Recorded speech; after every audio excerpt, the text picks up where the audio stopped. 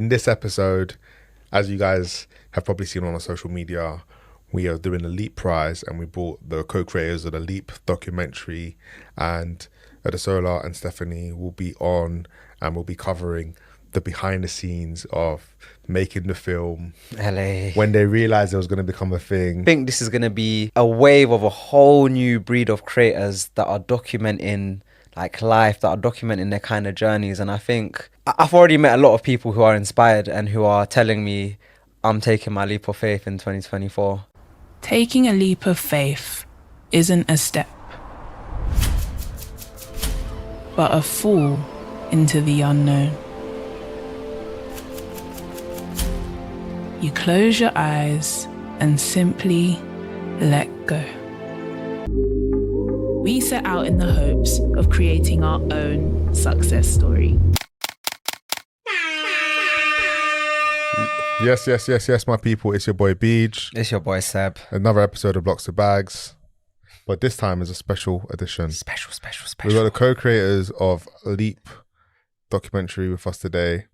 We have just announced the Leap Prize this month, and we are super excited to go through their story.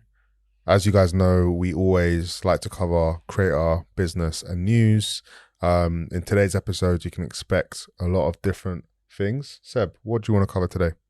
I want to cover the process of creating a documentary.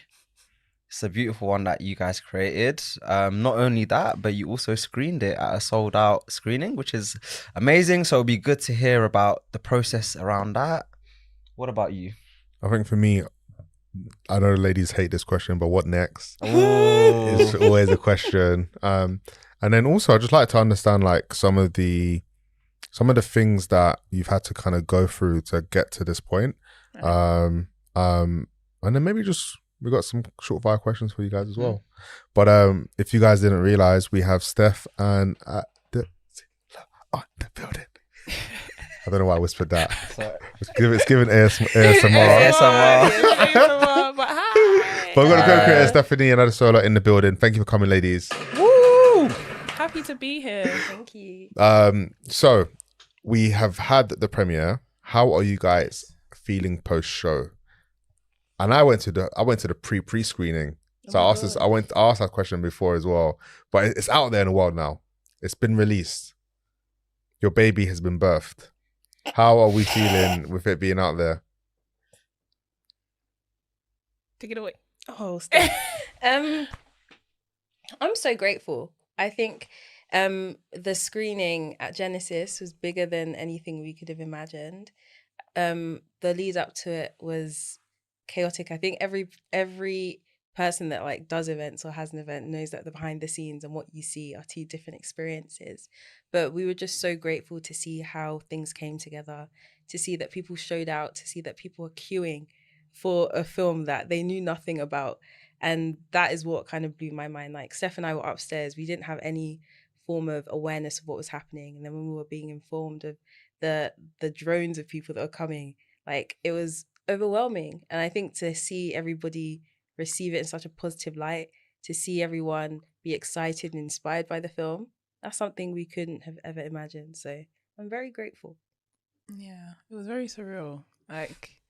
You obviously hope for the best, but you know, a lot can go wrong. So I think on the night to see it just happen, you know, you have this moment in your mind for so long and then it happens so quickly and it's done and then it just lives in people's memories from that moment on. But like hearing the feedback from everyone and how they remembered it, and it's like, oh my gosh, like this was actually a good time. You know, it was a good time. And like, yeah, to think it actually could have exceeded our expectations as well. Like, I'm like, I can be quite anxious. So thinking, this could go wrong, you know, what if I trip and fall? This kind of stuff. But to actually finish, everyone had a nice time, met a nice person, had a good chat, and enjoyed the film. Like the response in terms of the film has been the craziest thing. I think, for so long it was just me and Adesi back and forth talking about this film. Like I hope people other than like us actually like it. and to see that it's actually moved people and actually made an impact. I think that more than anything has been the most, I guess, unexpected thing off the back of the screening. Like you see other films come out and you see the impact that it makes, but you don't really understand the impact of like what you're making. You're so close to it for so long. So to see it go into the world and actually do something, it's like, oh, that's nice. A pleasant surprise. Pleasant surprise. That's so good to hear. And I was telling Beej earlier that like I grew up watching documentaries. It's like one of my favorite things to watch, and it's so awesome to actually see people from our community, our culture, our cohort actually going out and producing and making docs. Like, we think it's one of the best ways to tell stories. It's so real, it's so authentic, it's so kind of like down to earth. And what I wanted you to share with the audience is, what is that process? Conceiving the baby, birthing it, bringing it into the world. Like, how hard is it to create a documentary? Like, tell us about the process. Creating a documentary is not easy. And I think the genre of Leap is, I'd say it's like a new form of documentary, because it's like a docu-vlog almost, where we're documenting ourselves and we are combining a range of different formats in order to tell that story. Right. I think what made making Leap harder than making other documentaries is that before we started, we didn't know what we were filming. Like, we knew we were going to America. We knew we were taking a leap of faith. We knew it would be called Leap. We had no idea what the storyline would entail. So we're grateful that we documented everything, but the process of actually making it into the film that everyone can see today was in the edit. We had to figure out how to tell that story. We had to figure out what the story was. And that was something that required blood, sweat and tears. We thank God for our editor, Phil, who Thank you, Phil. Thank you. Yeah, who was patient with us enough to really sit through and watch everything with us and have patience to let us rework different ways of making a story work. But I think the reality is, with making a documentary, just like telling any story, whether it's fiction or non-fiction, you need a beginning, middle and end, and you need people to follow you on a journey. And I think that's what we were able to finally do. It took a while. It took a long time. Yeah. But we were able to do it in the end. Yeah. And I think there was a lot involved in terms of us going back and forth in terms of what we think, but also inviting other people into that process. We had like advisors, mentors, that sent pages of notes and like was like, oh, actually, because for a long time as well, we were like, this story, it's about all the people that we've brought in and the talent, and they were like, actually no, this story is about you guys. People actually want to see and follow your journey, but we were just like, oh, it's just us, like it's not that deep. So even just like tweaking that and making sure we've done our stories justice as well. So it was just a lot of iteration, feedback, and keeping on changing until the story made sense and everything was missing, because there was a lot that we didn't necessarily see or think about, but it's that back and forth and like getting the feedback and changing things until it seems like a story that cohesively works. Yeah, it was a long process, but in the end it was worth it, I think. How would you approach filming another Leap film? Like, but in the side of a docu-vlog again. So you guys going to make another part of the world to try to again encapsulate your, maybe at this point we put a bit of a trailer in, bing. but like you try to encapsulate, you're not trying to make it in another town, another city. I think that was something that I really was hooked and grabbed by the whole time. So I think your mentors definitely gave some really good advice on that part. But yeah, what is not what will you do different, but you mentioned quite a few things in terms of feedback, but I just want to understand, like, what does that look like practically? So let's say you're going to New York, or you're going to Paris, or you're going to Lagos to do something. Is it about you guys already having some scenes ready in your mind? Is it actually the way you protected and downloaded the content you made? Like, what does that feedback that you guys got back, like what does that actually mean practically? I would say it means Having a clearer storyline from the get-go. Okay. Having a story. Having a storyline from the get-go. Okay, cool. Storyline from the get-go would be good. Interesting. Something more than just the name of the film would be great. It means, I say that, I think with the docu format, there's always an element of flexibility that you have to have, and openness to the story changing along the way. But just having a clearer idea of what that journey and that beginning, middle, and end could be, and also having in mind the talent that we want to have involved beforehand. Obviously, like, it was great for the story that we didn't, but we can't always necessarily bet Wrong on vibes. bumping into Javan Wade at church and all of these kind of occurrences to just happen. So I think if we were to go into it again, of course, as well, we could afford to do that because it was like quite a lo-fi production. But if there's like more money and more scale involved, then we have to like really like plan and prepare these things, as much as we love the serendipity of it all. So yeah, I would say clearer story, an understanding of who is involved in that journey, hopefully a crew. Yeah. Yeah. I agree. I think budget, number one, money is needed for filmmaking. I think people who aren't in it underestimate it. And then the people who are in it always are suffering in the process when you're like, we're just grateful that between the two of us, we have a lot of the skills to do everything. It's just, it could be done a lot quicker and smoother if other people were involved. So I think number one, budget. Number two, having a crew would be very helpful. Because as much as the beauty of Leap was people seeing Steph and I's journeys, like Steph and I couldn't both be in the shot at the same time. One person was holding the camera, the other person, and then the other times there's only like, I think 3 shots in the whole film where we're together. Yeah. One of them at the end scene where we balanced the camera on a rock, and then the other ones it was balanced on like some on the books, table, on the and the table. books, Like, and then in the trolley, in the Yeah, shop, we the really shopping tried. trolley. It was we had no one, and like it's not, the camera is expensive. We don't trust a random person to hold and record us. So I think having people to actually be on board and help us with the sound, help us with filming, it would be so much more helpful. That Because sound.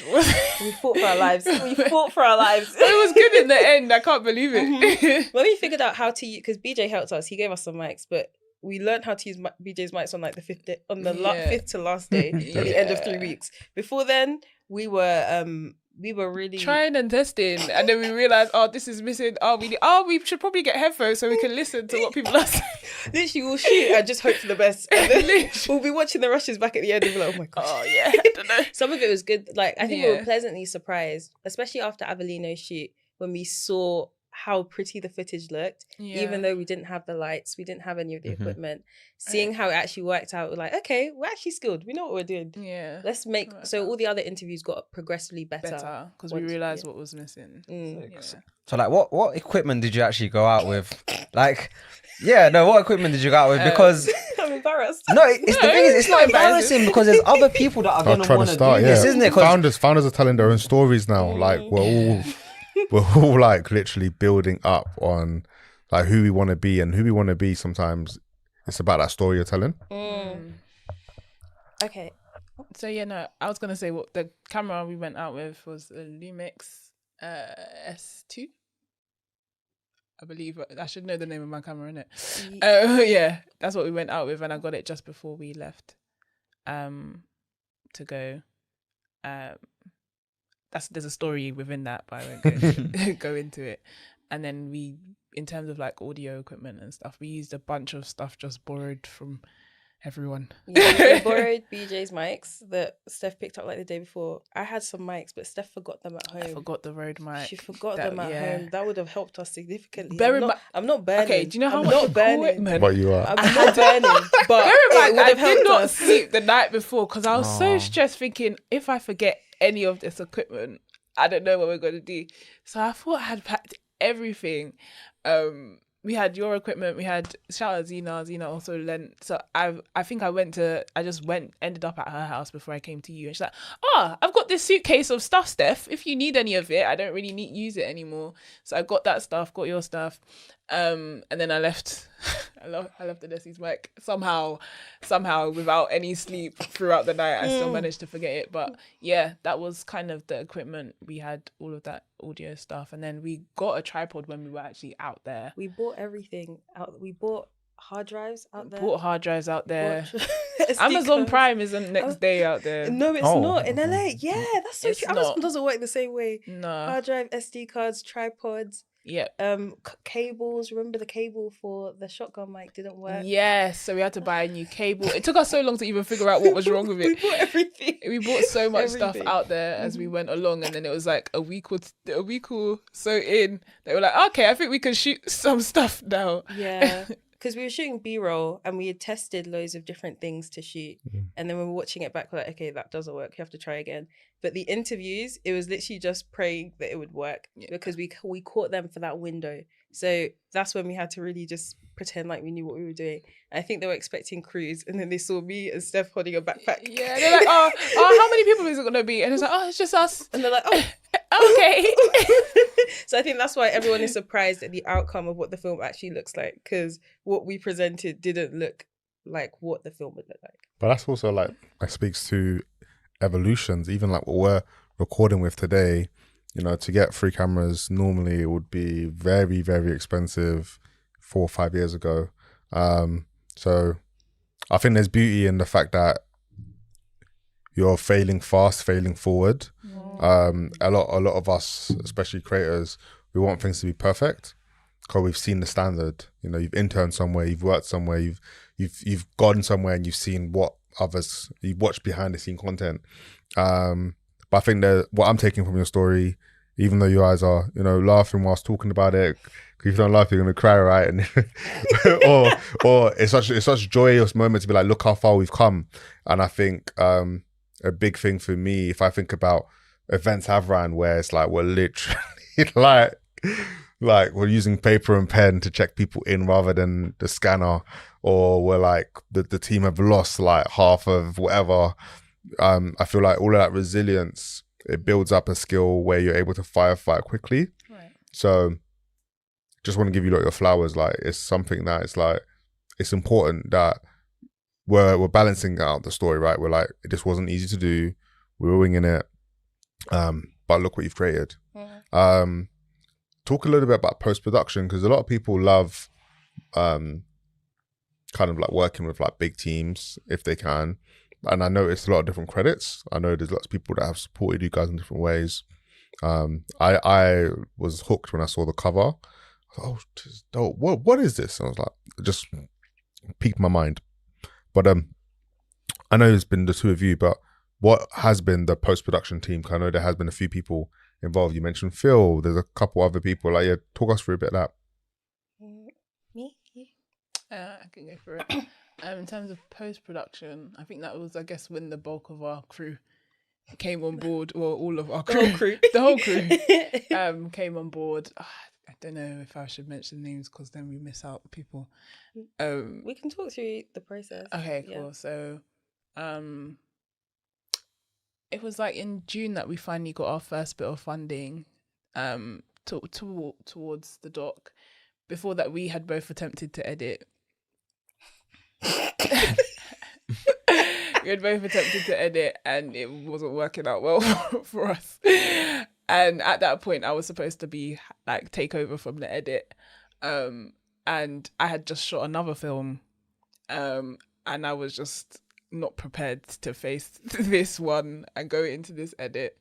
And I remember actually, if I'm honest, I after we got off up, because we had been doing like prayer calls and stuff, so we had one that day, and then it was like, over to you, you're gonna attempt to edit this film. And I had always said from the get-go, I am not editing this documentary. 3 weeks of footage, forget me, I'm not involved.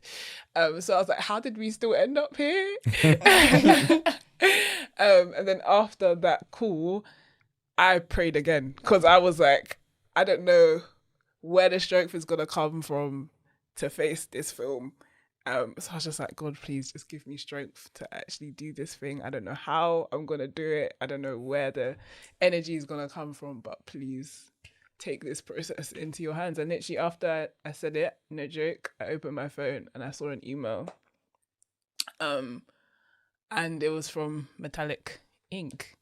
And at that point, we actually spoke on the phone about it because like we thought we weren't, we hadn't heard back from them for a while, so we weren't sure. We just thought we didn't get it. So to then get the email afterwards, I was like, oh, amazing. So from at that point, we were able to bring on our editor, Phil. God bless him. Thank you. Thank you for believing in the vision. Because yeah, it was a lot of work. There was no amount of money that we could even, give him that was worthy of, what he really did to kind of figure out the story. So yeah, he was really patient in helping us to even get there, because really and truly we should have had like a clear structure, but we're like, Phil, help us because we don't know yet. So yeah, from there we were able to work out some sort of story structure.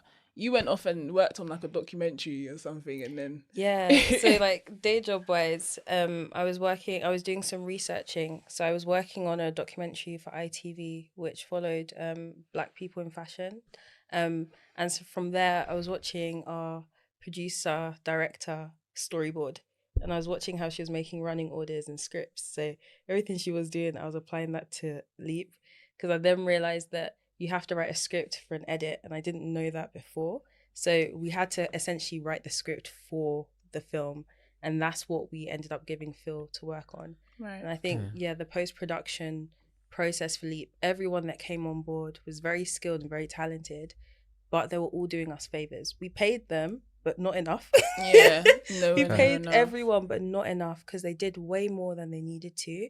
And I think that's why I'm grateful that people liked us enough and they believed in the vision enough to support us, because it really took a village to make that film, from like editing to sound design to color grade. Shout out Jeremy. To composition, like Lola, who composed the whole soundtrack of Leap. Like the She's only a song genius. that wasn't made by Lola was Borderline, which was in the credits.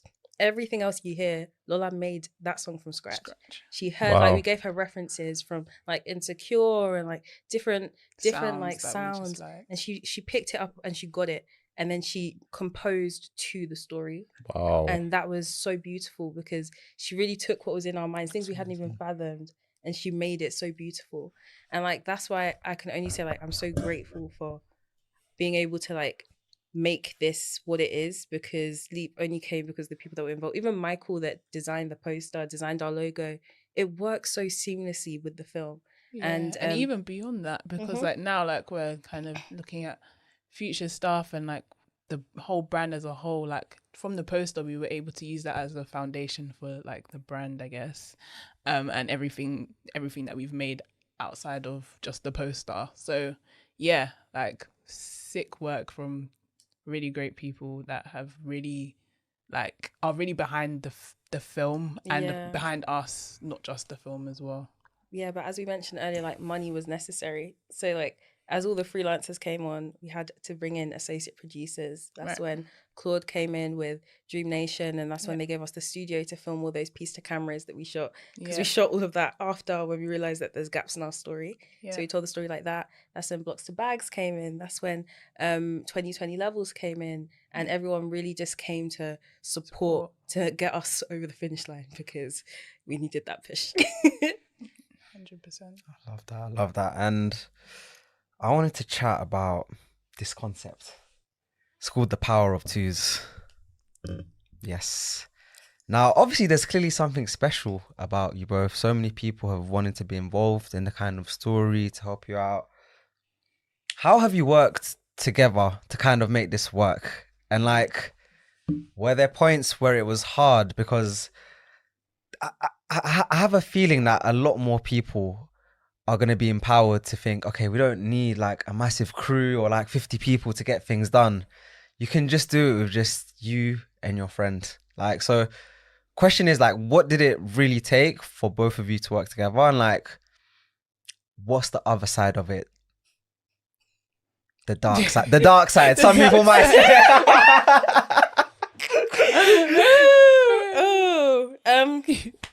Yeah, I think one, we're friends. I think there's very few people that you can travel with for long periods of time. And the fact that me and Steph could travel, share a 3 room weeks. for 3 weeks. 1 bed. We shared all of that for 3 weeks. Like, that's testament to the fact that, like, if there's anyone that we're going to work with long term, it had to be, like, it could only be each other.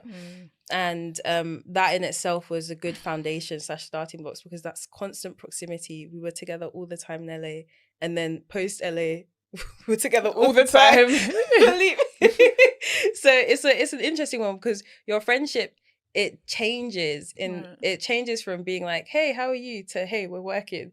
And that's something that we've had to, or we're still even adjusting and adapting to. But I think there's also beauty in knowing your strengths and weaknesses. Like, I think we're both quite good creatively at different things. Steph is very particular on visuals. Me, I'm very particular on story. Steph wants to keep things that are pretty, but it doesn't add to the storyline. Me, I say, let's cut it. Desi was ruthless in the edit. You need to cut it. If it's not adding, let's remove I was it. like, but this is funny though. She's like, yeah, but does it add to the story? I'm like, okay. Yeah, so but the thing is, we needed both to make the story what it is. And I think that's what's helped us throughout this process of, like, especially when it came to things like the fonts and stuff. I couldn't care less about whether something is in capitals or not, but Steph cared. Because Steph cared, Leap looks the way it looks, if that makes sense. So there's strengths in it. Exactly. Like, I think because we both had different priorities together, everything was prioritized, if that makes sense. So the story was very much prioritized by Desi. And the thing is, we both added to, like, each other's ideas. So, like, a lot of people think, oh, it was just me directing it or Adesi script writing. We realistically, we did everything together. 100%. And there was nothing that was approved or was done without the other person being involved. Like, it was very much just us two.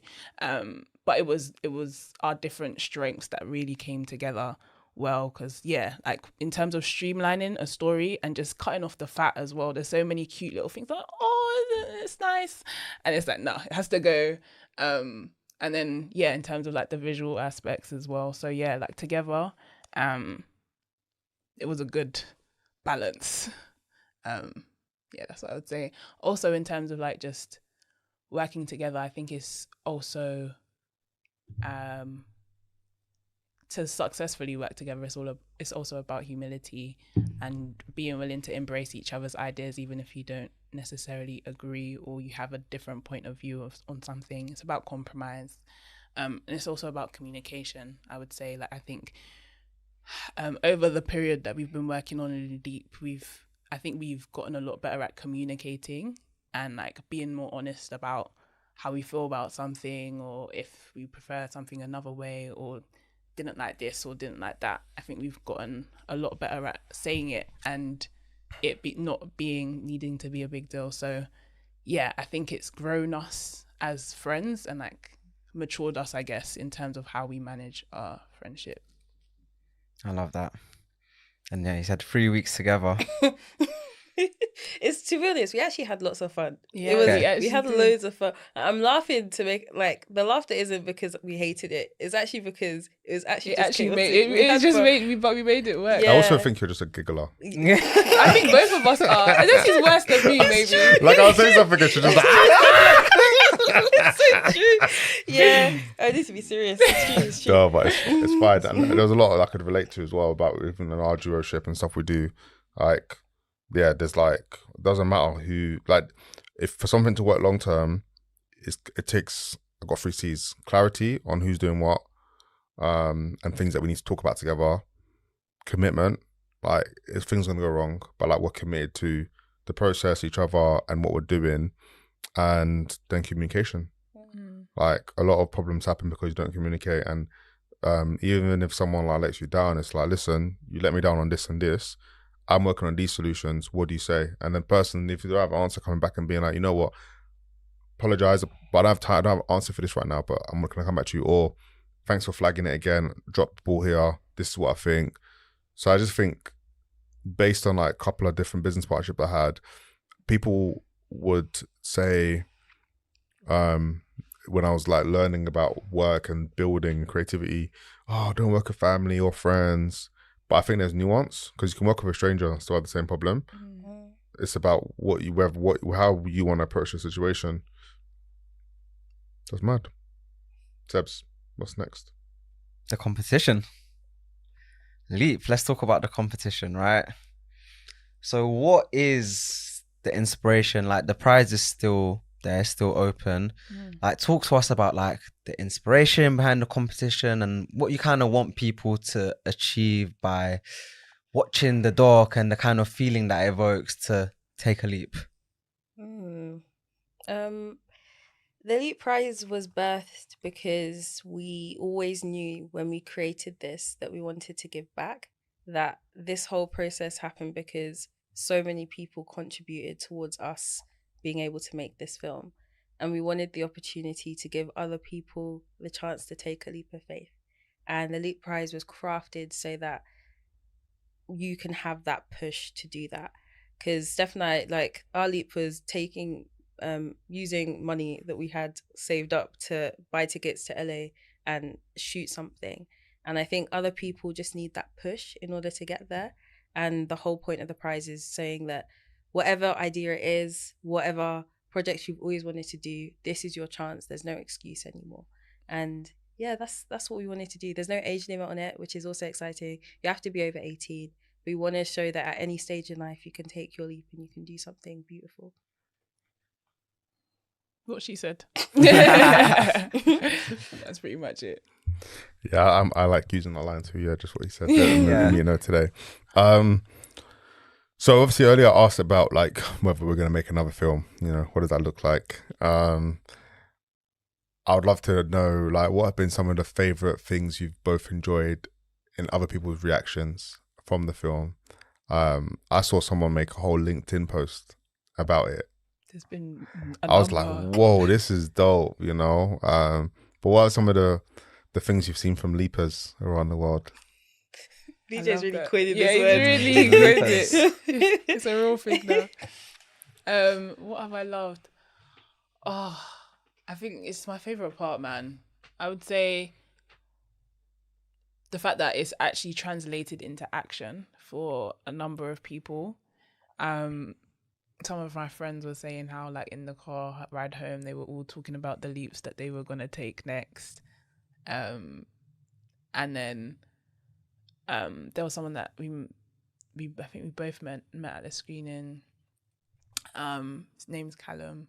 Shout out Callum. And he messaged to tell me like all the next steps that he had taken since the premiere and where he's at now, and we're meeting up this month to check in. But like stuff like that is just, it makes me so happy because it's like, oh wow, like it's actually making tangible impact and people's lives are actually changing, or the trajectory of what happens next.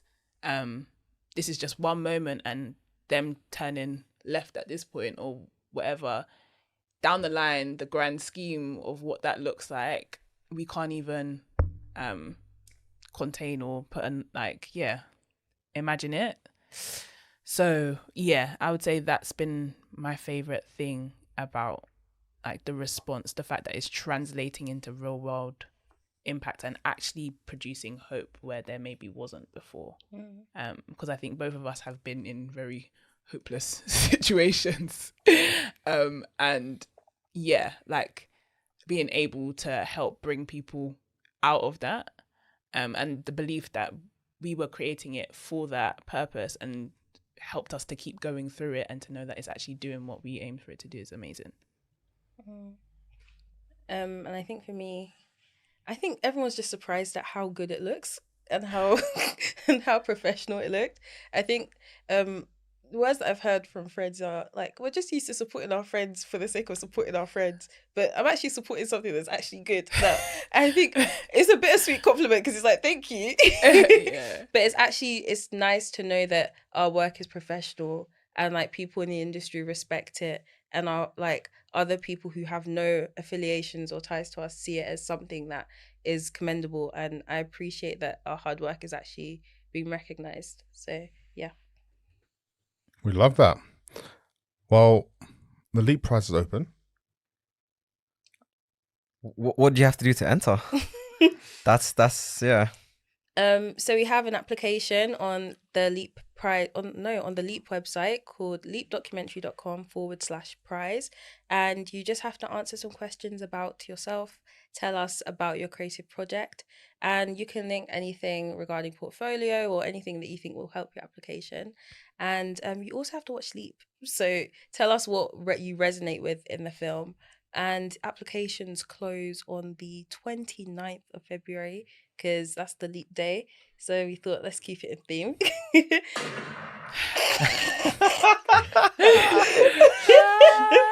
And we're really excited to see what everyone says, because people are already applying, which is so exciting. So hopefully we pick a project that just really it'll be exciting to see that leap come to life. Yeah. She was expecting a gunshot. No gunshot. It doesn't come when you expect it. But no, it's been a special one. I think something that comes through a lot when you guys talk and when you guys like show the world the film is faith, and faith being so important. You mentioned prayer calls. Do you want to talk a little bit about faith and the importance of faith when being creative? Yeah. I think Leap was birthed out of a place of lack at this point, because we started and we went to LA, we booked tickets and we couldn't afford accommodation. So out of all we could do, was pray and fast. We were like, God, give us money, give us money. And it sounds funny in hindsight, but in the At reality, the time, it was real. because I wasn't even working at that point. I was unemployed. Steph was like, that was the only answer. So it wasn't like a situation of like I could save more money. It was actually like, God, this is it. We need an answer, literally. So that was what sustained us through. That's what got us through the first hurdle of like, okay, let's get accommodation. And then when we were on this journey of like, we want to do more regarding this film, our prayer points would just increase, and things like God would answer more and more prayers. And then as he was answering more and more prayers, we were recognizing that our dreams could get bigger. We knew that God would show up, things would still work. So I think our faith grew like supernaturally, like in such a big way.